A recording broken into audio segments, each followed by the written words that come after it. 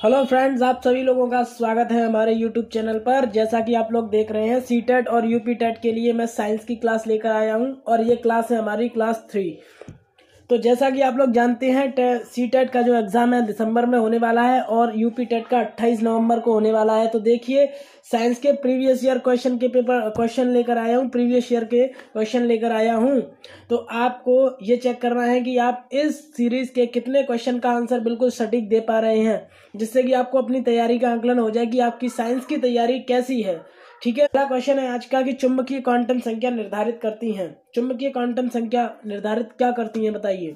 Option number ABCD दे रखे हैं। तो आपने क्लास 11th में अगर केमिस्ट्री पढ़ी होगी तो वहां पर आपको मिल जाता है इस क्वेश्चन का आंसर। क्लास 11 की केमिस्ट्री से लिया गया है ये, और इसमें आता है ऑप्शन नंबर 20 का सही आंसर होगा क्या, कि कक्षकों का अभिविन्यास बताता है। और द्विघन जो चुंबकीय क्वांटम संख्याएं हैं उनको हम m से प्रदर्शित करते हैं।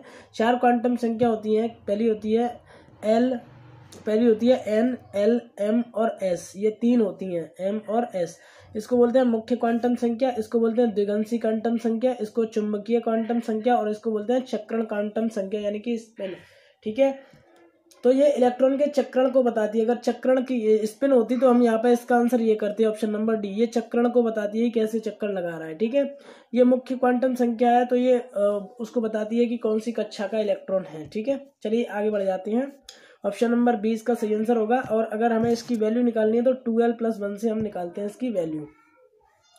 अगला क्वेश्चन बहुत ही अच्छा क्वेश्चन है, शानदार क्वेश्चन है। इसका आंसर सभी ज्यादातर लोगों को पता होगा। इसका आंसर क्या होने वाला है, स्कर्वी रोग किसकी कमी से होता है। बिल्कुल सही आंसर आएगा विटामिन सी की कमी से। विटामिन सी को हम एस्कॉर्बिक अम्ल भी बोलते हैं।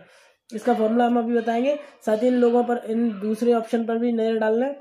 विटामिन डी की कमी से होता है रिकेट्स, यानी कि सूखा रोग जिसे कहते हैं। दूसरा होता है विटामिन के। विटामिन के से रक्त का थक्का जमने में क्या होती है, कमी हो जाए तो देर लग जाती है, यानी रक्त का थक्का नहीं जमता है। समझ गए। अगला है विटामिन ए। विटामिन ए से रतौंधी रोग हो जाता है। कौन सा हो जाता है, रतौंधी। तो ये इनकी कमी से रोकते हैं। बाकी आप स्क्रीनशॉट लेकर इसको और अच्छे से समझना चाहें तो बिल्कुल ले सकते हैं। यहाँ पर लिखा भी हुआ है, विटामिन सी का एस्कॉर्बिक अम्ल नाम है और इसका फॉर्मूला है C6H8O6। ये भी मतलब इसका फॉर्मूला है। और इसकी कमी से मसूड़ों में रक्तस्राव, यानी मसूड़ों में से खून आना, कमजोरी और शरीर में घाव हो जाए तो आसानी से नहीं भरते हैं। ये सब जो लक्षण है वो स्कर्वी रोग के लक्षण हैं। बाकी खट्टे फलों में सर्वाधिक पाया जाता है। नींबू आंवला में सबसे ज्यादा पाया जाएगा क्या, विटामिन सी, और ये विटामिन ABCD के हैं। चलिए आगे क्वेश्चन पर आएंगे। अगला क्वेश्चन क्या कह रहा है हमसे। चलिए अगला क्वेश्चन नहीं है, ये है आपके लिए जरूरी सूचना क्या, कि आप अगर चैनल पर नए हैं तो सब्सक्राइब कर लीजिएगा। साथ ही अपने दोस्तों के साथ इसको शेयर अवश्य करें, और अगर वीडियो आपको अच्छा लगता है तो लाइक कीजिएगा। ठीक है, बढ़ते हैं कि आपकी तैयारी कैसी चल रही है, चेक करेंगे। और लास्ट में आप कमेंट करके बताएंगे कि आपने जो क्वेश्चन है सीरीज के कितने क्वेश्चन आपने सही करे हैं, ये आप कमेंट करके जरूर बताएंगे। अगला क्वेश्चन है, इनमें से कौन दुर्बल अम्ल है। दुर्बल अम्ल यानी कि कमजोर, वीक एसिड कौन सा है। इसमें से वीक एसिड कौन सा है, तो बताइए। Citric acid, nitric acid, hydrochloric acid या सल्फ्यूरिक एसिड।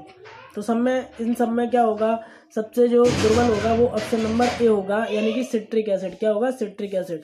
तो सिट्रिक एसिड की अगर हम बात करें तो यहाँ पर हमने एक क्रम दे रखा है। सबसे ज्यादा जो अम्लीय है, सबसे ज्यादा अम्ल है, जिसकी प्रबलता है वो है HClO4। उसके बाद हाइड्रोजन आयोडाइड है, फिर हाइड्रोजन ब्रोमाइड है, फिर H2SO4 है। सल्फ्यूरिक अम्ल जिसे कहते हैं, इसको हम कहते हैं नाइट्रिक अम्ल, जो ऑप्शन में दिया गया था। सल्फ्यूरिक अम्ल और नाइट्रिक अम्ल, ये हाइड्रोक्लोरिक अम्ल है, और ये है हमारा सिट्रिक अम्ल। तो अगले क्वेश्चन की ओर बढ़ेंगे हम। नेक्स्ट क्वेश्चन, किस वैज्ञानिक ने जंतुओं की पहचान के लिए तालिका विकसित की थी। तो जंतुओं की पहचान के लिए एक तालिका की बनाई, और वो कौन से साइंटिस्ट थे, तो सभी बताएंगे। क्या आंसर है इसका, जॉन रे। क्या आंसर है, जॉन रे ने क्या बताया था भैया, कि जंतुओं की पहचान के लिए तालिका बनाई थी। फलों का कोई प्रयोग नहीं है, बीज रहित फलों का कोई प्रयोग नहीं है। कौन सा वाला प्रयोग नहीं है, तो ऑप्शन नंबर ए सही है। जो नारियल है, नारियल में स्क्रीनशॉट ले सकते हैं इसका, कि बीज रहित फल एक परिपक्व बीज रखने के लिए विकसित फल है। इन फलों की खपत अधिक है, अतः इनका बड़े पैमाने पर व्यावसायिक उपयोग होता है। इन फलों में मुख्य रूप से तरबूज, टमाटर और केला आदि शामिल हैं। ठीक है, नारियल जो कि समुद्र किनारे या नमकीन जल स्थान पर पाया जाता है और यह एक बहुवर्षीय पौधा है। इसमें बीज रहित फलों का कोई उदाहरण नहीं है, यानी कोई प्रयोग नहीं है। तो ये इसीलिए इसका आंसर होगा नारियल। अगला है हमारा क्वेश्चन, कपास के रेशे प्राप्त होते हैं। तो बताइए कपास के रेशे कहाँ से प्राप्त होंगे? आंतरिक फल भित्ति से, बाह्य दल पुंज से, या बीज चोल से, या फल भित्ति से। तो बताइए कहाँ से प्राप्त होंगे? कपास के रेशे कहाँ से प्राप्त होंगे? तो इसका सही आंसर आएगा ऑप्शन नंबर सी। ये है ऑप्शन नंबर सी, बीज चोल से यानी उत्पन्न होते हैं। यानी कपास का जो है, यानी कपास को कॉटन कहेंगे इंग्लिश में अगर कहना चाहें तो, कॉटन के रेशे सीड कोट यानी कि बीज चोल से प्राप्त किए जाते हैं। और कपास कैसी है? एक नकदी फसल है। क्या है? नकदी फसल, और जिसको हम क्या कहते हैं? सफेद सोना कहते हैं। तो यहाँ से एक क्वेश्चन बन गया कि सफेद सोना निम्न में से किसको कहते हैं? तो जहाँ पर भी कपास या कॉटन आएगा तो वो इसका आंसर हो जाएगा।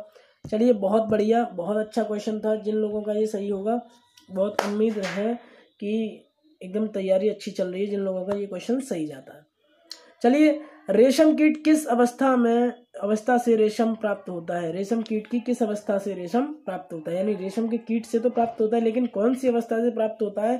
तो ये बिल्कुल इसका सही आंसर आ जाएगा। ज्यादातर लोगों को पता होगा, इसका सही आंसर आता है लार्वा। ये जो रेशम कीट है वो इसके लार्वा से प्राप्त किया जाता है। कैसे प्राप्त किया जाता है देख लेते हैं थोड़ा, कि रेशम के कीड़ों से उत्पन्न अंडों से 4 से 5 दिन के बाद लार्वा यानी कि झिल्ली निकलती है, जो शहतूत के पत्तों पर पलते हैं। करीब 1 माह बाद लार्वा यानी कि लार्वा को हम कैटरपिलर बोलते हैं, तो कैटरपिलर का रूप धारण कर लेता है। यह कैटरपिलर अपने मुंह से निकलने लार के आवरण को अपने आप में लपेट लेता है। जो लार होती है उसको क्या कर लेता है? ये लपेट लेता है कैटरपिलर। इसी के बाद कैटरपिलर को हम क्या करते हैं कि 70 से 90 डिग्री सेल्सियस तापमान पर गर्म करते हैं। जब इसको गर्म करते हैं तो वो जो कैटरपिलर है वो अंदर ही अंदर अपने रक्षा कवच में मर जाता है और हमें रेशम प्राप्त होता है। इस तरीके से रेशम प्राप्त किया जाता है। तो पितरस्थ अंकुरण विशेषता है। किसकी विशेषता है पितरस्थ अंकुरण? तो ये मैंग्रोव पौधों की विशेषता है। किसकी विशेषता है? मैंग्रोव पौधों की। ऐसा ही क्वेश्चन मैंने पहले भी कराया था। इसमें पितरज है, उसमें जो नाम था वो नाम जरायुज नाम था। इसका क्या नाम था? जरायुज। पिछले वाले वीडियो में आपने देखा था जरायुज यानी विविपेरस के नाम से ये क्वेश्चन आया था, वही क्वेश्चन है ये। तो यहाँ पर आपको एक नया नाम प्राप्त होगा, क्या? पितरस्थ। HIV मुख्यतः संक्रमित करता है। किसको करता है? ऑप्शन नंबर ए है साइटोटॉक्सिक टी लिम्फोसाइट, या बी सहायक लिम्फोसाइट, सी किलर लिम्फोसाइट, या डी कोशिका मध्यस्थ टी लिम्फोसाइट। इसका सही आंसर होगा आपका ऑप्शन नंबर बी, सहायक लिम्फोसाइट को क्या करता है? ये प्रभावित करता है। ठीक है, इसकी जो फुल फॉर्म पूछी जा सकती है, HIV की फुल फॉर्म क्या होती है? तो इसकी फुल फॉर्म होती है human immuno deficiency virus. Immuno deficiency virus. चलिए, ये क्वेश्चन है आपका, डाउन सिंड्रोम क्या होता है? कि डाउन सिंड्रोम क्या है? तो डाउन सिंड्रोम किसकी वजह से होता है? तो देखिए 21वें गुणसूत्र की वजह से होता है, या 21वें गुणसूत्र की त्रिसूत्रता से होता है, एक सूत्रता या त्रिसूत्रता, या पुरुष में एक अतिरिक्त गुणसूत्र की वजह से, या स्त्री में एक गुणसूत्र की वजह से होता है। तो ये क्वेश्चन आप इम्पोर्टेंट लगा लीजिए। अभी राजस्थान में एग्जाम हुआ था टीचर का, यानी कि टेट, यानी कि जिसको राजस्थान में रीट कहा जाता है। रीट का एग्जाम हुआ था, उसमें भी आया था ये। तो ये क्वेश्चन काफी इंपॉर्टेंट है। यूपी टेट में पिछली साल भी आया हुआ है ये, यानी इससे पहले जो हुआ है, मैं प्रीवियस ईयर की क्वेश्चन करा रहा हूँ।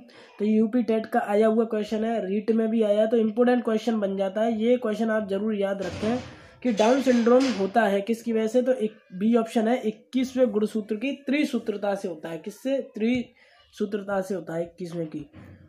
तो यहाँ पर हम कह सकते हैं कि डाउन सिंड्रोम को क्या बोलते हैं?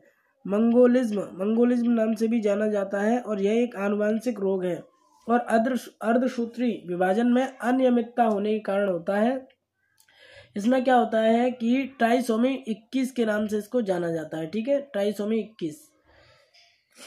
अगले क्वेश्चन की ओर बढ़ेंगे। क्वेश्चन है हमारा 101। ये कहते हैं कि इस क्वेश्चन में कहा जाता है कि निम्न में से किस पौधे के रंध्र दिन में बंद और रात में खुलते हैं? दिन में बंद और रात में खुलते हैं। तो इसका सही आंसर क्या होगा? कैक्टस एक एंजियोस्पर्म है और कैक्टेसी कुल से संबंधित है। यह पौधा अपने मोटे फूले हुए तनों में पानी भरकर शुष्क रेगिस्तानी परिस्थितियों में जीवित रहता है। इस पौधे के रंध्र दिन में खुलते हैं, दिन में बंद और रात में खुलते हैं। अगला क्वेश्चन है कि प्रकाश संश्लेषण की क्रिया का सही समीकरण कौन सा है? तो ऑप्शन नंबर इसमें 20 का सही जाएगा। इसमें 6 ऑक्सीजन के अणु भाग लेते हैं और 12 जल के अणु 6 CO2 यानी कि कार्बन डाइऑक्साइड के अणु भाग लेते हैं और 12 जल के अणु भाग लेंगे। इसके बाद बनेगा क्या? C6H12O6। 6 ऑक्सीजन बाहर निकल जाएंगी और 6 जल बाहर निकल जाएंगे, यानी कि 6 जल के अणु और 6 ऑक्सीजन के अणु क्या होंगे? बाहर निकल जाएंगे। इस तरीके से समीकरण है ये। आगे बढ़ेंगे, इस रिएक्शन को आपने देख ही लिया है। अगली क्वेश्चन है अगला, शिक्षण कौशल के एकीकरण। एकीकरण शब्द से क्या अर्थ है? शिक्षण कौशलों के एकीकरण से क्या अर्थ है? तो इसका सही आंसर क्या होगा? इसका सही आंसर हो जाएगा आपका कि एकीकरण में ऑप्शन नंबर आप देख सकते हैं ABCD। क्या सही ऑप्शन आपको लग रहा है? तो इसका सही आंसर आएगा option number B. Option number B इसका सही आंसर होगा कि एक पाठ में उपयुक्त शिक्षण कौशलों का चयन करना, यानी कि किस तरीके से हमें किसी कौशल को कराना है और उस कौशल के लिए क्या चयन करना है, ये सब कुछ क्या होता है? शिक्षण के कौशलों का एकीकरण कहलाता है। ठीक है, अगले में बढ़ेंगे।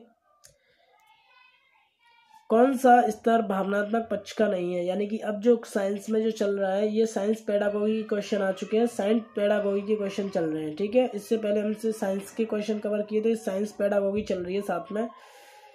कौन सा स्तर भावनात्मक पक्ष का नहीं है? तो भावनात्मक पक्ष का नहीं है क्या? विश्लेषण। विश्लेषण में हम किसी चीज़ का, किसी भी पार्ट का विश्लेषण करते हैं, किसी भी चीज़ के बारे में बताते हैं, तो उसमें भावना के लिए कोई भी जगह नहीं होती। भावनात्मक पक्ष नहीं लिया जाता उस चीज़ का जब हम किसी चीज़ की एनालाइज करते हैं। ठीक है, एनालिसिस करते हैं तो ग्रहण करने में भावना होगी, मूल्य देने में भावना मान सकते हैं, संगठन जुड़ता है तो भावना होती है, लेकिन यहाँ पर भावनात्मक पक्ष नहीं आएगा। ठीक है, विश्लेषण में नहीं आएगा। तो ये इसके शिक्षण के भावनात्मक पक्ष के पदानुक्रम दिए हुए हैं कि प्राप्त करना, जवाब यानी रिस्पॉन्स करना, मूल्यांकन करना, संगठन करना और विश्लेषीकरण करना, किसी को करेक्टराइज करना है, लेकिन एनालिसिस नहीं है। ठीक है, अगले की ओर बढ़ेंगे। पाठ योजना में सबसे पहले क्या निर्धारित किया जाता है? तो पाठ योजना में सबसे पहले उद्देश्य निर्धारित किया जाता है कि मुझे पढ़ाना क्या है, हमें क्या पढ़ाना है बच्चे को, यही तो निर्धारित करेंगे। ठीक है, सबसे पहले हमें क्या करना है कि पढ़ाना क्या है, उद्देश्य। इसके बाद क्या आएगा? लेसन प्लान आपको करने हैं, इसके बाद 6 चरण होते हैं। तो आगे बढ़ेंगे अगले क्वेश्चन की ओर। क्वेश्चन हमारा ये कह रहा है कि प्रकृति के लिए विज्ञान की मान्यता है। प्रकृति को विज्ञान क्या मान्यता देता है? तो प्रकृति की मान्यता विज्ञान में वास्तविकता से है। किससे? वास्तविकता से। विज्ञान प्रकृति को क्या मानता है? वास्तविकता मानता है कि ये वास्तव में ऐसा है। यहाँ पर इसके बारे में और अच्छे से डिटेल में दिया हुआ है, आप स्क्रीनशॉट लेकर इसको और अच्छे से पढ़ सकते हैं। चलिए आगे बढ़ेंगे अगले क्वेश्चन की ओर। सृजनात्मक छात्रों की विशेषता है। क्या विशेषता होती है सृजनात्मक छात्रों की? ऑप्शन नंबर ए वैचारिक लचीलेपन का अभाव होता है उनमें, बी जिज्ञासु होते हैं, सी समस्याओं से अनभिज्ञ होते हैं, या बुद्धि का अभाव होता है। तो ऑप्शन नंबर बी, जो सृजनात्मक बच्चा होता है उसके अंदर जिज्ञासा होती है, क्वेश्चन करने की जिज्ञासा, किसी चीज़ को जानने की जिज्ञासा और कल्पनाशील होते हैं। तो इस तरीके की सृजनात्मक क्षमता रखने वाले बच्चों में विशेषताएं पाई जाती हैं। तो ये कुछ विशेषताएं, इनका आप स्क्रीनशॉट ले सकते हैं। अगले क्वेश्चन पर बढ़ेंगे। क्वेश्चन नंबर, ये बहुत अच्छा क्वेश्चन है कि निकाय में, ये साइंस के बच्चे आराम से कर सकते हैं। आप लोग साइंस से हो तो आप बिल्कुल इसका आंसर दे पाएंगे कि ताप 50 डिग्री सेल्सियस दे रखा है और केल्विन स्केल पर आपको बताना है। तो फॉर्मूला होता है C+2 बराबर फॉर्मूला होता है C+273। कितना होता है? C+273। ठीक है, C+273।